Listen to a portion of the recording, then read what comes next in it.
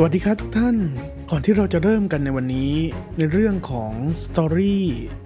ผมเนี่ยมีอะไรจะต้องบอกท่านก่อนของเดิมเนี่ยผมได้ทำออกมาคือคลิป Why Your Story แต่ว่าหลังจากที่ผมได้ทำลงไปเนี่ยผมพบว่ามันยาวแล้วก็อัดแน่นเกินไปและผมเนี่ยไม่สามารถให้ทุกท่านเนี่ยนั่งดูคลิปที่มีเนื้อหาอัดแน่นกันเป็นชั่วโมงได้ดังนั้นก่อนอื่นเลยนะผมต้องขอโทษสำหรับคนที่รอคลิป World Building อยู่เพราะว่ามันจะยาวไปอีก1คลิปนะครับแล้วก็สำหรับคลิป Why Your Story ของเดิมเนี่ยผมพยายามทำให้มันเป็นคลิปเดียวเพราะมันจะได้เห็นภาพกับทุกท่านได้มากกว่าดังนั้นสำหรับคลิปนี้ผมจะพูดในเรื่องของการนำไอเดียของท่านเนี่ยไปทำให้มันเป็นทีมและการนำทีมไปทำให้มันเป็นสตอรี่และจากนั้นเนี่ยผมจะลงลึกในเรื่องราวของเรื่องคาแรคเตอร์ว่าคาแรคเตอร์นั้นมันมีกี่ชนิดแต่ละชนิดนั้นจะสร้างหรือจำแนกเขายังไงดีแต่ละชนิดมีหน้าที่อะไรเทคนิคการสร้างคาแรคเตอร์ยังไงให้มันน่าสนใจและสุดท้ายเนี่ยคือการทำอาร์คิไทป์หรือก็คือการทำดราฟสำหรับคาแรคเตอร์เพื่อจะไว้ใส่ในแคมเปญสตรัคเจอร์นั่นเองเพื่อไม่เป็นการเสียเวลานะคะเรามาเริ่มกันเลยไม่ว่าคุณจะเป็นใครอาชีพอะไรอายุเท่าไหร่ผมว่าเราทุกคนเนี่ยคงเคยมีเรื่องราวที่ดีประสบการณ์สุดเจ๋งข้อคิดที่อยากจะบอกทั้งหมดเนี่ยมันอยู่ในหัวของเราตัวเราอยากที่จะแชร์มันออกมาให้กับโลกใบนี้หากแต่เราเนี่ยไม่รู้ว่าจะต้องเริ่มยังไงจะแชร์ยังไงให้คนได้รับรู้ให้เขาเข้าใจในสิ่งที่เราอยากจะสื่ออย่างแท้จริงวันนี้ไม่ว่าคุณจะเป็นใครหากคุณต้องการที่จะสื่อเรื่องราวของคุณให้คนที่รับฟังเนี่ยเข้าใจประทับใจและอยากติดตามกับเรื่องราวของคุณต่อไปแล้วล่ะก็ผมเจียมวอมิลเลียนกับช่อง Want to T One Stop Service for Your TRPG จะมาพาคุณดำดิ่งไปสู่เรื่องราวของการเขียนสตอรี่ในภาษานักเขียนมีประโยคหนึ่งที่เขาพูดกันเสมอๆ Idea each ship แปลว่าไอเดียนั้นมันแทบจะไม่มีมูลค่าเลยนั่นมันหมายความว่าอย่างไรไม่ใช่ว่าเรื่องราวทั้งผองเริ่มต้นขึ้นด้วยไอเดียไม่ใช่เหรอความหมายที่แท้จริงที่เขาถ่ายทอดถึงคุณก็คือเรานั้นสามารถมีไอเดียใหม่ๆได้เสมอจริงอยู่ที่เรื่องราวทุกเรื่องเริ่มมาจากไอเดียหากแต่ว่าสิ่งสำคัญไม่ใช่ไอเดียจะเป็นวิธีการถ่ายทอดไอเดียของคุณออกไปต่างหากสิ่งที่ผมจะถ่ายทอดให้คุณฟังในวันนี้ไม่ใช่การหาไอเดียเพราะคุณสามารถเจอมันได้จากเสียงฝนตกกระทบใบหญ้าแสงแดดที่ส่องหน้าและคนแปลกหน้าที่ยิ้มให้กับคุณวันนี้ผมจะกล่าวถึงการถ่ายทอดไอเดียของคุณให้เป็นสตอรี่เรื่องราวทุกเรื่องเริ่มมาจากคำหนึ่งคำ conflict ความขัดแย้งหากไม่มีความขัดแย้งก็ไม่มีเรื่องราวเมื่อคุณมีไอเดียคุณต้องหาให้เจอว่าความขัดแย้งในไอเดียของคุณนั้นคืออะไรผมจะขอยกตัวอย่างให้ฟังนะครับหากผมต้องการบอกให้ทุกคนบนโลกนี้รู้ว่าคนเรานั้นมันไม่สมบูรณ์แบบและไอความไม่สมบูรณ์แบบนี่แหละที่ทำให้คนเรานั้นมันสมบูรณ์แบบในไอเดียของผมนั้นมันมีความขัดแย้งในตัวของมันเองอยู่แล้วแต่ถ้าจะถามว่าอะไรล่ะที่มันขัดแย้งกันนิยามของความสมบูรณ์แบบและความไม่สมบูรณ์แบบอย่างนั้นเหรอแล้วไอ้นิยามเนี่ยมันคืออะไรกันแน่ตรงนี้นี่เองที่เรามีเครื่องมือเข้ามาช่วยในการจำแนกมัน Setting Character และ Plot Setting คือคำนิยามของโลกใบนี้ว่าโลกของคุณในสายตาของคนส่วนใหญ่ในเรื่องราวของคุณนั้นมันเป็นยังไงการสร้างนิยามสร้างโลกผมคงจะไม่สามารถอธิบายจนจบได้ภายในคลิปนี้นะผมจะต้องขอยกไปในคลิป World Building นะครับ Characterทุกเรื่องราวเนี่ยมีตัวละครเสมอแม้กระทั่งฟ้าผ่าขุนเขามันก็ยังมีขุนเขาการถ่ายทอดเรื่องราวที่ดีนั้นคือการถ่ายทอดเรื่องราวผ่านตัวละครซึ่งผมเนี่ยจะกล่าวให้มากขึ้นหลังจากนี้นะครับพล็อตคือเรื่องราวบางอย่างที่เกิดขึ้นและเกี่ยวข้องกับตัวละครไม่ว่าทางใดก็ทางหนึ่งและ3อย่างนี้เองที่เราเอามันมาค้นหาซึ่งความขัดแย้งในไอเดียของคุณจากตัวอย่างของผมนะครับนิยามของคำว่าความสมบูรณ์แบบและความไม่สมบูรณ์แบบเนี่ยคือนิยามของตัวเซตติ้งหรือก็คือโลกใบนี้ตัวผมเนี่ยที่เป็นคาแรคเตอร์เนี่ยได้เถียงกับโลกใบนี้ว่าไอความไม่สมบูรณ์แบบนั่นแหละที่มันเป็นจุดก่อเกิดของความสมบูรณ์แบบและผมเนี่ยกับโลกใบนี้ซึ่งก็คือคาแรคเตอร์กับเซตติ้งเนี่ยได้ขัดแย้งกันและก่อให้เกิดเรื่องราวขึ้นมาหากผมจะข้ามเนื้อหาอันหนักหน่วงของการสร้างเซตติ้งหรือก็คือการสร้าง world building ไปในคลิปอื่นคลิปนี้สิ่งที่ผมจะอธิบายต่อไปก็คือคาแรคเตอร์หลักๆแล้วในเรื่องราวตัวละครที่เราจะกล่าวถึง เรียงลำดับตามความสำคัญเนี่ยก็คงไม่พ้นตัวเอกตัวเด่นและตัวประกอบเราจะกำหนดยังไงให้ผู้คนเนี่ยรู้ว่าตัวละครไหนเนี่ยมันคือตัวเอกตัวไหนคือตัวเด่นและตัวไหนคือตัวประกอบในฐานะผู้อ่านหรือผู้เล่นก็ตามตัวละครทุกตัวที่เราพบเจอจะถูกผู้เขียนหรือ GM เนี่ยจำกัดบทบาทของเขาไว้3 อย่างโดยที่ตัวเราหรือแม้แต่ตัว GM ผู้ไม่ได้ศึกษาด้านนี้มาเนี่ยก็ไม่รู้ตัวเช่นกันอย่างแรกก็คือ like ability หรือก็คือตัวเราเนี่ยอยากให้ผู้อ่านหรือเพลเยอร์ชอบตัวละครนี้มากขนาดไหนอย่างที่2ก็คือ proactive ผู้แต่งเนี่ยอยากให้ตัวละครตัวนี้เนี่ยมีส่วนร่วมในเรื่องราวมากขนาดไหนและอย่างสุดท้าย comprehend ก็คือตัวเราเนี่ยอยากให้ตัวละครตัวนี้เนี่ยมีความเก่งกาจในด้านใดด้านหนึ่งมากขนาดไหนขั้นทั้ง3นี้มีความสำคัญอย่างไรเรารู้ไปแล้วยังไงต่อมันจะทำให้เราจำแนกชนิดของตัวละครได้ยังไงเราสามารถดูได้ง่ายๆดังนี้ main character คือตัวละครที่บทบาททั้ง3ค่าของเขาเนี่ยเปลี่ยนแปลงอยู่ตลอดเวลาเช่นค่า proactive กับ comprehend ของเขาเนี่ยอาจจะค่อยๆเพิ่มขึ้นเรื่อยๆเรื่อยๆตามกาลเวลาการที่ค่าพวกนี้มันเปลี่ยนแปลงนั้นเนี่ยมันจะทำให้ตัวละครตัวนั้นมันโดดเด่นออกมาท่ามกลางตัวละครตัวอื่นกลับกัน Iconic Character เป็นตัวละครที่บทบาททั้ง3นี้แทบจะไม่มีการเปลี่ยนแปลงไปเลยหรือหากมันจะเปลี่ยนแปลงก็จะเปลี่ยนแปลงน้อยมากๆเพราะเมื่อใดก็ตามที่ค่านี้มีการเปลี่ยนแปลงมากนั่นคือความหมายของการเป็น Main Character สิ่งที่เราต้องระวังอีกอย่างหนึ่งสำหรับตัว Iconic Character ก็คือโดยส่วนมากแล้วเนี่ยการสร้างประวัติตัวละครหรือสิ่งของต่างๆของ Iconic Character นั้นจะมีความเกี่ยวข้องกับเนื้อเรื่องหลักค่อนข้างน้อยเพราะหากเราสร้างตัวละครนี้ให้มีความเกี่ยวข้องเยอะเนี่ยในบางครั้งเราเนี่ยไม่อาจที่จะเลี่ยงได้ที่จะต้องขยับบทบาททั้ง3ของเขาและนั่นเป็นสิ่งที่โดยปกติแล้วเนี่ยเราไม่ต้องการที่จะทำอย่างนั้นเพราะการที่มีตัวประกอบเด่นกว่าตัวละครหลักที่คอยดำเนินเรื่องอยู่นั้นเนี่ยจะนำไปสู่การตีความในไอเดียของเราที่เราต้องการจะถ่ายทอดมันออกไปนั้นมันบิดเบี้ยวหรือเป็นในภาษานิยายเนี่ยเขาเรียกกันว่าออกทะเลนั่นเองก่อนที่เราจะไปกันต่อผมจะขอยกตัวอย่างสักเล็กน้อยนะครับเจมส์บอนด์ภาคก่อนๆนะผมว่าไม่ว่าใครก็ตามนะในเว็บแรกเนี่ยก็คงจะบอกเหมือนกันหมดนะครับว่าเจมส์บอนด์มันคือเมนคาแรคเตอร์นะเขาเป็นพระเอกมันคือสายลับที่ถูกส่งเข้าไปทำภารกิจสุดอันตรายนะแต่ว่าจริงๆแล้วตัวเจมส์บอนด์เนี่ยแม้ว่ามันจะเด่นนะแต่ว่าเนื้อเรื่องภูมิหลังของเขาเนี่ยไม่ได้เกี่ยวข้องอะไรกับเนื้อเรื่องหลักเลยหรือบางทีไม่ได้กล่าวถึงด้วยซ้ำไปตัวเจมส์บอนด์เองก็ไม่ได้เติบโตอะไรขึ้นมามากมายในระหว่างภารกิจดังนั้นเจมส์บอนด์เนี่ยจึงแค่ตัวละครหลักตัวเจมส์บอนด์จึงเป็นแค่ตัวละครเด่นแค่นั้นเองสำหรับแบ็คกราวด์คาแรคเตอร์นั้นผมคงไม่ต้องบอกอะไรมากแต่พวกเขาคือตัวละครที่มีค่าความเกี่ยวข้องกับเนื้อเรื่องต่ำหรือก็คือไม่มีเลยนั่นเองเอาล่ะเรารู้แล้วว่าคาแรคเตอร์นั้นมีกี่ประเภทจะจำแนกหรือสร้างพวกเขายังไงต่อไปคือคำถามที่ว่าสร้างแล้วเอาไปทำอะไรพวกเขาแต่ละชนิดเนี่ยมีหน้าที่อะไรในเรื่องราวของเราหน้าที่ของเมนคาแรคเตอร์คงหนีไม่พ้นการดำเนินเนื้อเรื่องส่งต่อไอเดียของเราเนี่ยไปสู่ผู้อ่านหรือผู้เล่นผ่านความคิดทางเลือกการกระทำและการเดินทางตัวเมนคาแรคเตอร์นั้นอาจจะมีได้มากกว่า1ตัวแน่นอนว่าก็คือพระเอกหรือนางเอกของเราหากแต่ยังจะสามารถเป็นเพื่อนพระเอกซึ่งกลายเป็นพระเอกอีกคนหนึ่งในอนาคตหรือแม้กระทั่งตัวร้าย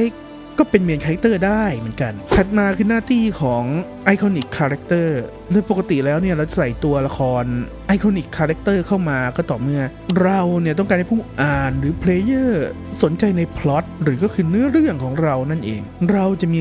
คำเรียกการกระทำนี้ว่า plot hook ซึ่งเปรียบดังการตกปลาที่เราวางเหยื่อไว้ล่อให้ผู้เล่น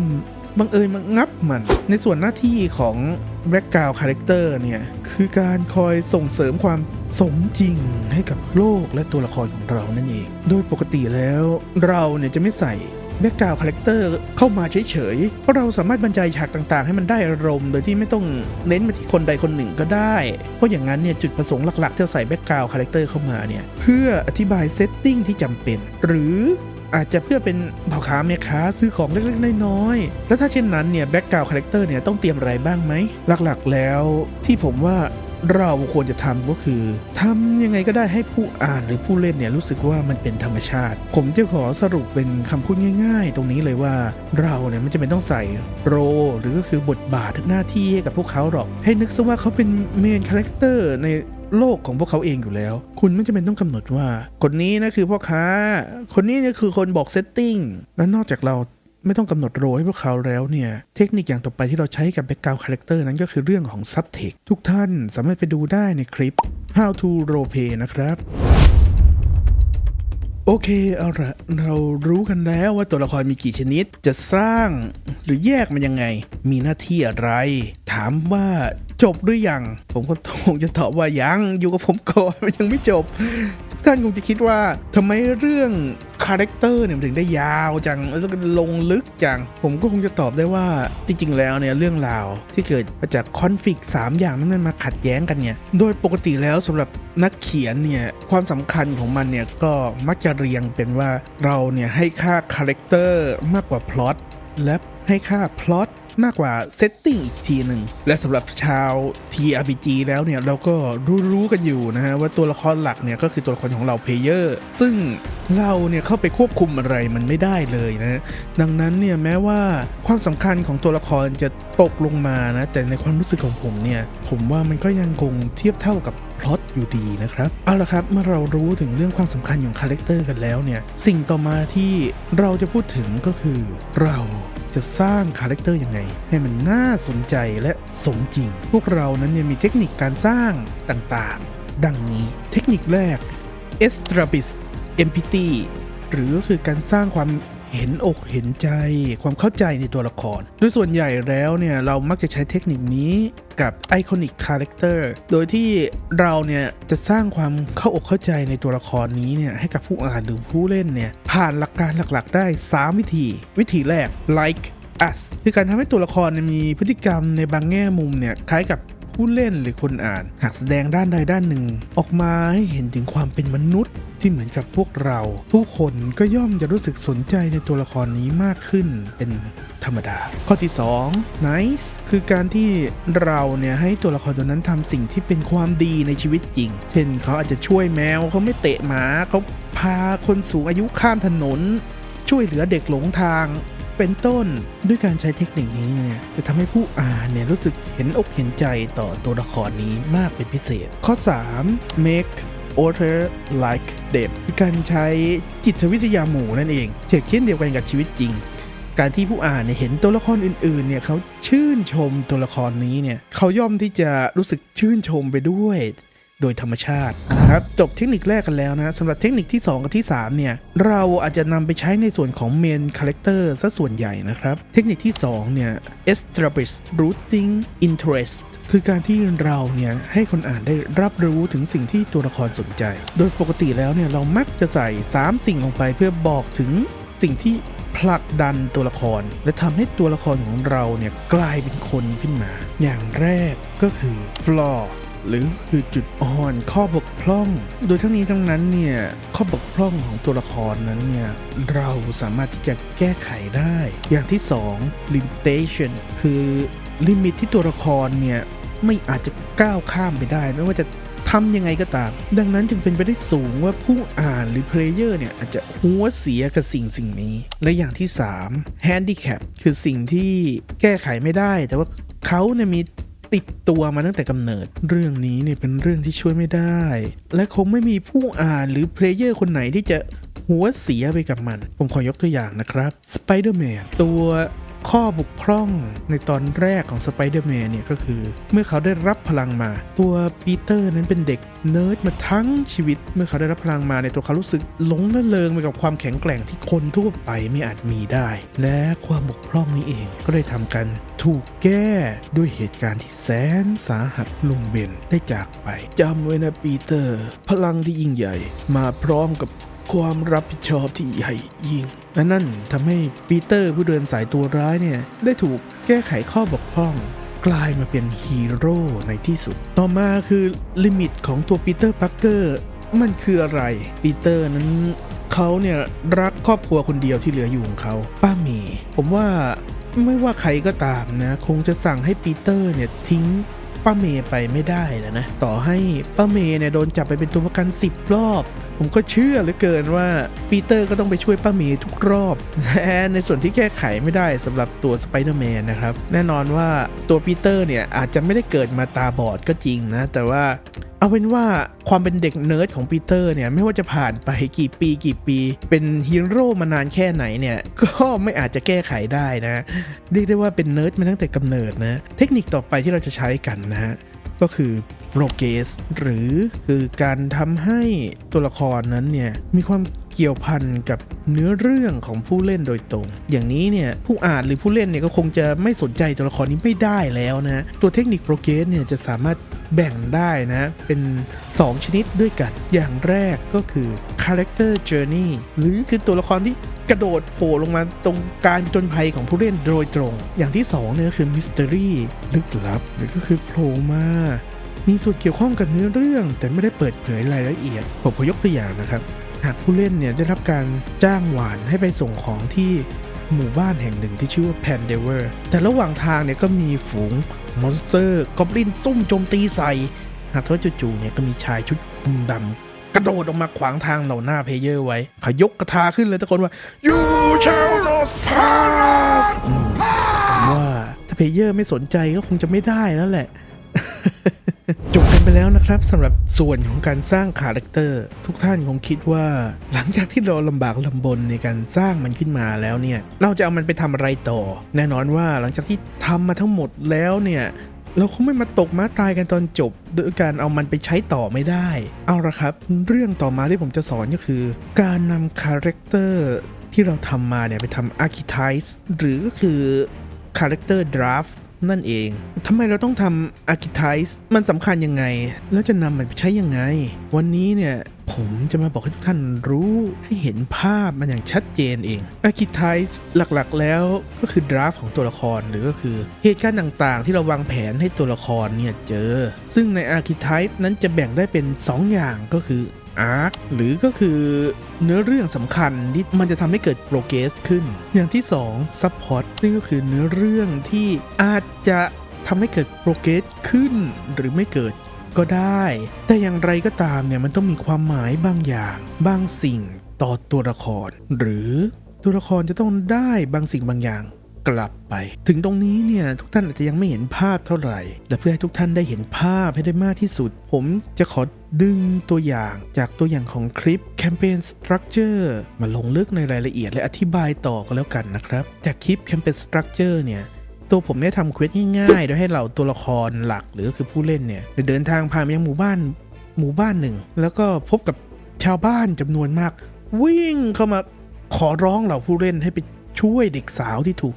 กอบลินเนี่ยจับตัวไปโดยสุดท้ายแล้วเนี่ยเมื่อเราเพลเยอร์ได้ไปเจอบอสกอบลินเขาก็พบว่ากอบลินนั้นพยายามห้ามชาวบ้านจากการบุกรุกป่าแต่ก็ไม่อาจจะเจรจากันได้เพราะหัวหน้าหมู่บ้านและคนของเขาบอสกอบลินจึงต้องจับตัวเด็กสาวมาเพื่อไว้ต่อรองโอเคครับนี่คือเนื้อหาทั้งหมดของตัวอย่างจากคลิป Campaign Structure หลังจากทุกท่านเห็นแล้วเนี่ยไม่ว่าในส่วนของ Campaign Structure เนี่ยผมไม่ได้ลงลึกอะไรมากมายในส่วนของเนื้อเรื่องมากนักแต่มันก็ยังมีเนื้อเรื่องอยู่เพราะว่าจริงๆแล้วทั้ง Campaign Structure และ Story นั้นมันต้องไปด้วยกันโดยปกติแล้วเนี่ยเรามักจะเริ่มต้นด้วยไอเดียใน Story กันก่อนแล้วตีความมันเป็นทีมแล้วก็จับนำไปใส่อยู่ใน Structure เอาละครับเรามาเริ่มกันเลยตัวอย่างที่ผมทำเนี่ยผมเนี่ยไม่ได้ลงในรายละเอียดของส่วนของตัวละครและพล็อตไว้มากมายนักวันนี้เนี่ยผมจะมาใส่รายละเอียดเพิ่มเติมเข้าไปอย่างแรกจากเนื้อเรื่องที่ผมบอกไปคร่าวๆเนี่ยผมต้องนำมาตีความก่อนว่าทีมของมันหรือก็คือไอเดียที่ผมอยากให้ผู้เล่นได้รับจากแคมเปญเนี่ยมันคืออะไรผมนั้นขอกำหนดให้ทีมในเรื่องนี้เป็นความเจริญทางวัตถุนั้นต้องแลกมากับความเสื่อมถอยทางด้านจิตใจโอเคครับเราได้ทีมกันแล้วเนี่ยเราก็จะมากำหนดคอนฟ lict กันเนื่องจากของเราเนี่ยยังไม่ได้พูดถึงในเรื่องของเซตติ้งนะผมจะไม่ขอกล่าวถึงความขัดแย้งของมันในตอนนี้ดังนั้นความขัดแย้งที่ผมจะหยิบยกขึ้นมาพูดถึงก็คือความขัดแย้งในตัวคาแรคเตอร์และพล็อตแน่นอนว่าตัวละครหลักของเราก็คือเราเพลเยอร์พวกเขาเนี่ยได้มามีส่วนเกี่ยวข้องกับพล็อตหรือคือเหตุการณ์ที่มีการต่อสู้กันทางความคิดความเชื่อและ กำลังของฝ่ายธรรมชาติและความเจริญโอเคเราได้ธีมแล้วได้คอนฟลิกต์แล้วต่อไปผมจะขอลงลึกในเรื่องของ Archetype หรือก็คือ Character Draft กันแล้วเมื่อเราไม่ต้องลงรายละเอียดในส่วนของ Main Character ซึ่งคือเป็นตัว Player เราก็จะมาดูในส่วนของตัวละครสำคัญตัวต่อไปหรือก็คือ BBEG Big Bad Evil Guy หรือพูดง่ายๆคือตัวร้ายนั่นเองตัวร้ายเนี่ยจริงๆแล้วเป็นได้หลายอย่างไม่ว่าจะเป็น Main Character เป็น Iconic Character หรือแม้แต่ไม่ต้องมี Character เลยก็ได้นะอย่างภาพยนตร์เรื่อง The Day After Tomorrow ที่มีตัวร้ายเนี่ยเป็นภัยพิบัติทางธรรมชาติอย่างพายุหิมะเนี่ยหรืออย่างตัวบ้านี้ผมว่าเราคงไม่จำเป็นต้องใส่คาแรคเตอร์ให้ตัวบ้าพวกนี้หรอกใช่ไหมสำหรับตัวอย่างนี้นะตัวร้ายในแคมเปญนี้ที่เป็นไปได้เลยมีอยู่2ตัวก็คือผู้นำฝ่ายธรรมชาติและผู้นำฝ่ายความเจริญผมจะขอยกตัวอย่างของตัวร้ายเนี่ยเป็น2รูปแบบก็แล้วกันให้ดูแบบแรกเนี่ยคือแบบ Iconic Character ซึ่งขอให้เป็นผู้นำฝั่งความเจริญเจ้าเมืองอินโนเดอร์กรีตัวผมเนี่ยได้กำหนดให้เหล่าเพลเยอร์เนี่ยไม่ค่อยชอบหน้าเขาเท่าไหร่เพราะว่าเพลเยอร์เนี่ยได้รับรู้ถึงสิ่งไม่ดีต่างๆที่เขาได้รับฟังมาจากทางเหล่าชาวบ้านและหัวหน้าหมู่บ้านหรือก็คือให้ค่าไลท์ ability ของเขาเนี่ยมันต่ำแน่นอนว่าค่าความเกี่ยวข้องของเนื้อเรื่องหรือคือ proactive ของเขาเนี่ยมันสูงสุดเพราะเขาเป็นหนึ่งในบอสหลักของเนื้อเรื่องและจะจบเรื่องนี้ได้เนี่ยก็ต้องเจอเขาโดยตรงเท่านั้นและอย่างที่3เนี่ยคือ comprehend ซึ่งตัวเขาเนี่ยเป็นเจ้าเมืองที่เก่งกาจด้านการเมืองและการบริหารจัดการมากทุกคนที่อยู่ในเมืองเนี่ยอยู่กันอย่างมีความสุขสบายใครๆเนี่ยก็รักเขาโอเคเรากำหนดเสร็จแล้วในฐานะ iconic character สิ่งนี้เนี่ยจะแทบไม่เปลี่ยนไปเลยหรือถ้าเปลี่ยนเนี่ยมันก็เปลี่ยนน้อยมากๆเอาละครับเรามาทำ archetype หรือ draft ของ character กันสิ่งที่ผมต้องการสำหรับตัว Inno Degree เนี่ยมีดังนี้อย่างแรกเนี่ยผมอยากให้เขาโชว์แนวคิดหัวก้าวหน้าของเขาออกมาอย่างที่2เนี่ยผมอยากให้พวก main character เนี่ยเห็นว่าคนทั่วไปเนี่ยรักเขามากขนาดไหนอย่างที่3เนี่ยผมอยากให้ main character เห็นว่าเขาเนี่ยเป็นคนที่มีความมุ่งมั่นยึดมั่นอย่างสูงถึงที่สุดอย่างที่4เนี่ยอยากให้เขาจัดกองกำลังเข้าไปบุกรุกป่ากำจัดผู้ที่ต่อต้านความเจริญของเขาให้หมดอย่างที่5เนี่ยผมต้องการให้จริงๆแล้วเนี่ยให้เขามีลูกสาวที่หายตัวไปตั้งแต่ยังเด็กหลังจากที่ผมแพลนเกี่ยวกับตัวละครตัวนี้คร่าวๆเนี่ยผมก็มานั่งพิจารณาดูว่าอันไหนเนี่ยมันควรเป็นอาร์คอันไหนเนี่ยมันควรเป็นซับพล็อตโดยผมเนี่ยกำหนดให้เขาดังนี้จากที่ผมทำเนี่ยทุกท่านคงสังเกตได้ว่าทั้ง4ข้อนี้เนี่ยจริงๆแล้วเนี่ยมันคือการอธิบายเกี่ยวกับตัว Inno Degree เหมือนกันหมดเลยแต่ว่าต้องถามว่าทำไมเราถึงเอาบางอันไปทำเป็นอาร์คทำไมบางอันเอาไปทำเป็นซับพล็อตหรือทำไมบางอันเราเอาไปใช้ทั้งอาร์คทั้งซับพล็อตเลยมันมีหลักเกณฑ์อะไรไหมที่จริงแล้วเนี่ยเรื่องพวกนี้โดยละเอียดเนี่ยจะมาอยู่ในเรื่องของพล็อตนะฮะหรือก็คือคลิปถัดไปแต่ว่าวันนี้เนี่ยผมจะมาอธิบายคร่าวๆทุกการเห็นภาพก่อนนะอย่างข้อแรกเนี่ยให้เขาโชว์แนวคิดหัวก้าวหน้าของเขาออกมาเนี่ยที่ผมเอามันไปทำเป็นอาร์คเนี่ยตัวผมเนี่ยได้ควบรวมกับการประกาศวันบุกรุกป่าอย่างทุกท่านมองเนี่ยมันคงจะเป็นเรื่องแปลกมากหากอยู่ๆจะมีการเดินทัพเพื่ออะไรสักอย่างโดยไม่มีการบอกกล่าวล่วงหน้าและแน่นอนว่าในแง่ของโครงสร้างเนี่ยมันคือการเปลี่ยนฉากจากหมู่บ้านเนี่ยไปเป็นเมืองดังนั้นผู้เล่นเนี่ยคงจะรู้สึกเคว้งมากหากเราไม่ใส่พล็อตฮุกให้กับผู้เล่นบ้างเมื่อฉากใหม่มาถึงดังนั้นประเด็นสำคัญของอาร์คแรกเนี่ยไม่ใช่การโชว์แนวคิดแต่เป็นการประกาศวันบุกรุกป่าต่างหากที่ทำให้มันมีโปรเกรสและมันกลายเป็นอาร์คขึ้นมาส่วนสำหรับอีก3ข้อนั้นเนี่ยที่ผมให้มันเป็นซับพล็อตเพราะว่าผมตั้งใจให้ข้อมูลส่วนนี้เป็นส่วนที่ผู้เล่นต้องไปหาและสัมผัสเอาเองหลังจากเข้ามาในเมืองแล้วประเด็นสำคัญที่ส่วนนี้จะเป็นต้องเป็นซับพล็อตไม่ใช่อาร์คเนี่ยก็คือตัว Inno Degree เนี่ยถูกวางไว้ให้เป็นไอคอนิกคาแรคเตอร์เข้าเหมือนฮีโร่ซูเปอร์แมนที่คนธรรมดาเนี่ยได้แค่มองจากไกลๆแต่ไม่อาจจะสัมผัสได้ท่านจะสังเกตว่าตรงนี้เนี่ยผมได้ทำการใช้เทคนิค make author like them ซึ่งมันจะทำให้กราฟ likability ของ Inno Degree เนี่ยมันขยับเล็กน้อยดังนั้นนี่จึงเป็นจุดสำคัญที่ต้องระวังอีกจุดหนึ่งหากเราเนี่ยให้ผู้เล่นได้เจอกับตัว Inno โดยตรงเนี่ยมันจะทำให้เกิดอาร์คขึ้นมาแล้วมันจะทำให้ Inno เนี่ยไม่ใช่ไอคอนิกคาแรคเตอร์อีกต่อไปเขาเนี่ยจะกลายเป็นเมนคาแรคเตอร์ไปในทันทีสำหรับในส่วนของอาร์ค2และอาร์ค3เนี่ยผมคงไม่ต้องอธิบายอะไรเพิ่มเติมมากนักมันค่อนข้างชัดเจนอยู่แล้วว่าทำไมมันเป็นอาร์คหรือมันก็คือสงครามครั้งสุดท้าย และจุดไคลแม็กซ์อันเป็นจุดบทสรุปของเรื่องราวทั้งหมดนั่นเองเอาละครับจบกันไปแล้วสำหรับตัวร้ายตัวแรกนะเรามาดูตัวร้ายตัวที่2ผมเนี่ยจะทำให้มันเป็นรูปแบบเมนคาแรคเตอร์ซึ่งตัวร้ายประเภทนี้เนี่ยปกติแล้วเนี่ยมักจะอยู่ปาร์ตี้เดียวกับผู้เล่นแล้วก็มาเปิดตัวแบบว่า ฆ่าเองแหละอะไรประมาณนั้นนะเอาล่ะเรามาเริ่มกันเลยนะครับตัวร้ายตัวที่2ผู้นำฝ่ายธรรมชาติ AKA เด็กสาว AKA พูรินะกลับกันกับตัวแรกเนื่องจากตัวร้ายประเภทนี้เนี่ยมักจะเกาะติดกับปาร์ตี้ผู้เล่นนะผมเลยต้องการให้ like ability ของเขาเนี่ยสูงที่สุดแน่นอนว่าเขาเป็นตัวร้ายนะ proactive ของเขาเนี่ยย่อมสูงอยู่แล้วนะแต่ว่าจะค่อยๆสูงขึ้นเรื่อยๆเรื่อยๆเรื่อยๆจนเป็นสูงที่สุดและรวมถึงตัวผมเนี่ยได้กำหนดให้พูริน่าเนี่ยมีค่า comprehend ที่ต่ำนะนางมีความคิดที่บริสุทธิ์มากนะและจะค่อยๆเพิ่มมากขึ้นตามกาลเวลาอากิไทของนางที่ผมคิดไว้เนี่ยมีดังนี้นะครับมีบอกประวัติของตัวเด็กสาวมีการให้ไปช่วยเด็กสาวจากกอบลินแล้วก็ให้นางตามปาร์ตี้เข้าไปในเมืองด้วยให้นางถ่ายทอดความคิดทางธรรมชาติเนี่ยผ่านคำถามอันอินโนเซนต์ของนางเปิดตัวผู้นำฝ่ายธรรมชาติแล้วก็ต่อสู้กับกองทัพที่บุกขึ้นมาและในส่วนสุดท้ายป๊านะฮะเมื่อเราทำอาร์คแล้วซัพพอร์ตเนี่ยของตัวพูริน่าเนี่ยมันก็ได้ดังนี้นะฮะทุกท่านจะเห็นได้ว่าตัวผมนั้นเนี่ยได้ยกตัวอย่างเดิมที่มันเป็นวันช็อตจากคลิปแคมเปญสตรัคเจอร์มาดัดแปลงใหม่นะและเพื่อให้มันอธิบายได้ครอบคลุมเนื้อหาของคลิปนี้ตอนนี้แคมเปญนี้มันก็เลยกลายเป็น2เซสชั่นไปนะดังนั้นตัวโครงสร้างที่ผมทำไว้จากคลิปที่แล้วเนี่ยก็ยังอยู่นะครับ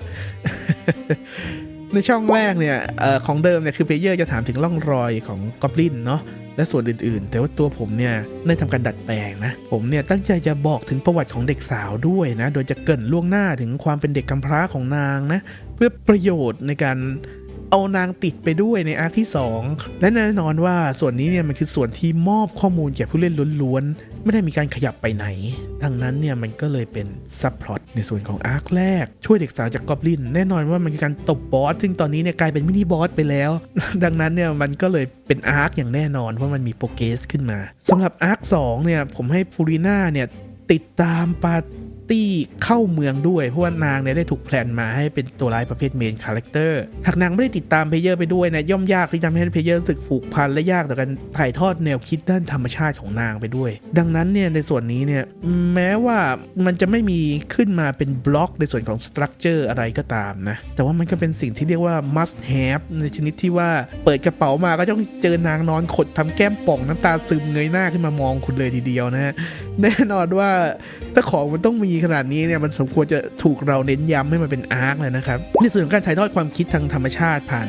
คำถามอันอินโนเซนต์ของตัวพูริน่านั้นเนี่ยเป็นส่วนของซับพล็อตซึ่งผมเนี่ยต้องการที่จะพยายามถ่ายทอดทีมของเนื้อเรื่องออกมาให้ผู้เล่นได้คบคิดวิเคราะห์กันระหว่างธรรมชาติและความเจริญในส่วนของอาร์ค3และอาร์ค4ของนางเนี่ยเป็นการเปิดตัวผู้นำฝ่ายธรรมชาติเพื่อต่อสู้กับกองทัพที่บุกรุกเข้ามาและป๊าซึ่งตรงกับในส่วนของอาร์ค2และอาร์ค3ของอินโนเดอร์กรีพอดูพล็อตกันไปขนาดนี้นะผมว่าทุกท่านคงรู้แหละว่าจะเกิดอะไรขึ้นนะครับ สำหรับผมเนี่ยการเตรียมด้านอาร์คิไทป์สำหรับแคมเปญนี้ได้จบลงแล้วในส่วนตัวอื่นๆเนี่ยผมเนี่ยให้เขาเป็นแบล็กกราวด์คาแรคเตอร์เอาหรือค่อยไปคิดต้นสดเอานิดๆหน่อยๆหน้างานเมื่อเราได้อาร์คิไทป์กันแล้วเนี่ยขั้นตอนต่อไปก็คือการนำมันไปใช้เราจะนำอาร์คิไทป์เนี่ยไปใส่ในกล่องของแคมเปญสตรัคเจอร์โดยเราเนี่ยสามารถทำได้ดังนี้จากภาพเนี่ยผมได้ทำการเอาอาร์คิไทป์หรือดราฟของตัวละครเนี่ยเข้าไปใส่กับบล็อกที่เราทำไว้ในแคมเปญสตรัคเจอร์หรือหากจะให้พูดง่ายๆก็คือเราเนี่ยใส่รายละเอียดเพิ่มเติมในส่วนของสถานที่และอีเวนต์ลงไปนั่นเองว่าใครทำอะไรและมีเบื้องหลังก็คือเราพยายามจะสื่อถึงอะไรผ่านการกระทำของตัวละครนั่นเองจบกันไปแล้วนะครับสำหรับคลิป Your Story Your Characters ผมหวังว่าทุกท่านจะเข้าใจและเห็นภาพถึงการทำแคมเปญได้ละเอียดขึ้นมากๆแล้วณจุดนี้แต่อย่างไรก็ตามเรื่องราวนั้นเกิดจากคอนฟลิกต์ทั้ง3ใน1เรื่องราวนั้นไม่จำเป็นต้องเกิดจากการขัดแย้งของทั้ง3สิ่งก็ได้แค่2สิ่งมันขัดแย้งกันก็เพียงพอแล้ววันนี้เนี่ยเราได้กล่าวถึงในเรื่องของคาแรคเตอร์คลิปหน้าที่ผมจะกล่าวถึงก็คือเรื่องของแน่นอนว่าพล็อตนั้นเนี่ยได้มีการกล่าวถึงไปมากแล้วในส่วนของคลิป Campaign Structure และคลิปนี้นะตัว Your Story Your Character หากแต่มันก็ยังไม่หมดคลิปหน้าเนี่ยเราจะมาลงลึกในเรื่องของพล็อตกันอีกสักหน่อยและสรุป ในเรื่องของ Story ทั้งหมดกันในส่วนของ Setting หรือ World Building นั้นอยู่ในคลิปถัดไปอีกทีหนึ่งสำหรับวันนี้เนี่ยผมจีม Homilian ช่องวันทุทีอย่าลืมกดไลค์เพื่อไว้กลับมาทบทวนเนื้อหาอันมากล้นนี้แล้วกด Subscribe เพื่อที่จะได้เห็นคลิปใหม่ๆสำหรับวันนี้สวัสดีครับ